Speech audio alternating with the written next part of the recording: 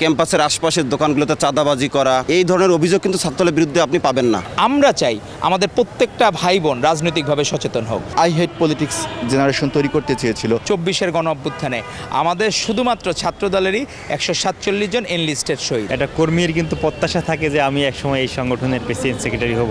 দীর্ঘ অপেক্ষা, হিসাব নিকাশ আর নানা জল্পনা কল্পনার পর একটাই প্রশ্ন, ছাত্রদলের নতুন সভাপতি কে হচ্ছেন আর সাধারণ সম্পাদকের দায়িত্বই বা কার হাতে উঠছে?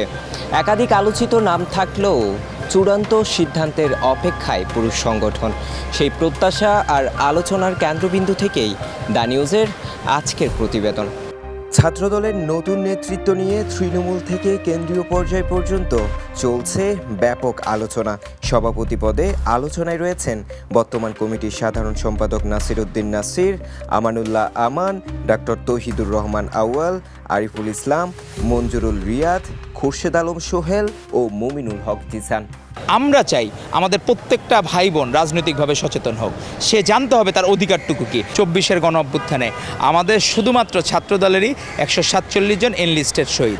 আমি যদি নির্বাচিত হতে পারি, সেক্ষেত্রে আমার যে কার্যক্রম থাকবে তাতে সাধারণ শিক্ষার্থীরা আর কোনো রাজনৈতিক দল কর্তৃক বা ক্ষমতাসীন রাজনৈতিক ছাত্র সংগঠন কর্তৃক আর কোনো হয়রানির শিকার হবে না, কোনো গেস্ট রুম কালচার আর ফিরে আসবে না, কোনো শিক্ষার্থীরা নিয়মিত ক্লাসে যেতে পারবে, তাদেরকে জোর করে আর প্রোগ্রামে আনা হবে না। ছাত্রদলের সভাপতি পদে আলোচিত ছাত্র নেতারা বলেন, আমরা পূর্বের রাজনীতিতে আর ফিরে যেতে চাই না। আমাদের মধ্যে যাকেই দল নির্বাচিত করুক না কেন, আমরা সবাই দেশের স্বার্থে, জনগণের স্বার্থে এবং শিক্ষার্থীদের অধিকার আদায়ে ঐক্যবদ্ধ হয়ে কাজ করব। ছাত্রদলের সাংগঠনিক অভিভাবক জনাব তারেক রহমান যে সিদ্ধান্ত নেবে, আমরা একজন এই দলের কর্মী হিসাবে সেই সিদ্ধান্তকে আমরা সঠিক বলে মনে করি এবং সেটা মেনেই আমরা আগামীতে অন্য কোনো সংগঠনে বা অন্য কোথাও পথ চলব। অন্যদিকে সাধারণ সম্পাদক পদে আলোচনায় রয়েছেন বর্তমান কমিটির সিনিয়র যুগ্ম সাধারণ সম্পাদক শ্যামল মালুম, যুগ্ম সাধারণ সম্পাদক রাজু আহমেদ, 1 নং যুগ্ম সাধারণ সম্পাদক ফারুক হোসেন এবং ঢাকা বিশ্ববিদ্যালয় শাখা ছাত্রদলের সভাপতি গণেশ চন্দ্র রায় সহ আরও অনেকেই। শিক্ষার্থী বান্ধব ক্যাম্পাস, শিক্ষার পরিবেশ সুন্দর রাখা এবং শিক্ষার্থীদের নিয়ে কাজ এবং ভালো কাজ আমাদের প্রধানমন্ত্রী এমন যখন করছেন যে উনি কিন্তু কাজের মধ্য দিয়ে আছেন 24 আওয়ার্স। একটা কর্মীর কিন্তু প্রত্যাশা থাকে যে আমি একসময় এই সংগঠনের প্রেসিডেন্ট সেক্রেটারি হব।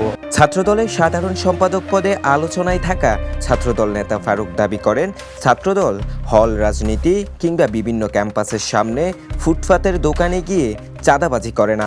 তিনি বলেন, 5ই আগস্টের পর যারা এসব অপকর্মে জড়িত ছিলেন তাদের বিরুদ্ধে দলীয়ভাবে ব্যবস্থা নেওয়া হয়েছে। কিছু ব্যতিক্রমী দুটো একটি ঘটনা আমাদের কাছে আসেও এবং আমাদের সংগঠন থেকে আমরা তাৎক্ষণিক তদন্তের মাধ্যমে আমরা তাদের বিরুদ্ধে যদি সে অন্যায়ের সাথে জড়িত হয় তাদের বিরুদ্ধে ব্যবস্থা নেওয়া হয়। এবং এমনও ঘটছে 5 তারিখ পরবর্তী সময়ে আমরা দলের নিজে বাদী হয়ে দল থেকে তার বিরুদ্ধে মামলা করা হয়েছে। তবে আমাদের বিরুদ্ধে এমন অভিযোগ সহসা আসে না। কয়েকজন সম্ভাব্য প্রার্থীকে ঘিরে আলোচনা যতই থাকুক, শেষ পর্যন্ত সিদ্ধান্ত আসবে দলের নীতি নির্ধারণী পর্যায় থেকেই।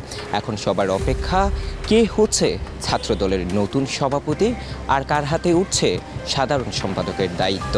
Farhad Hossain, the news, Dhaka.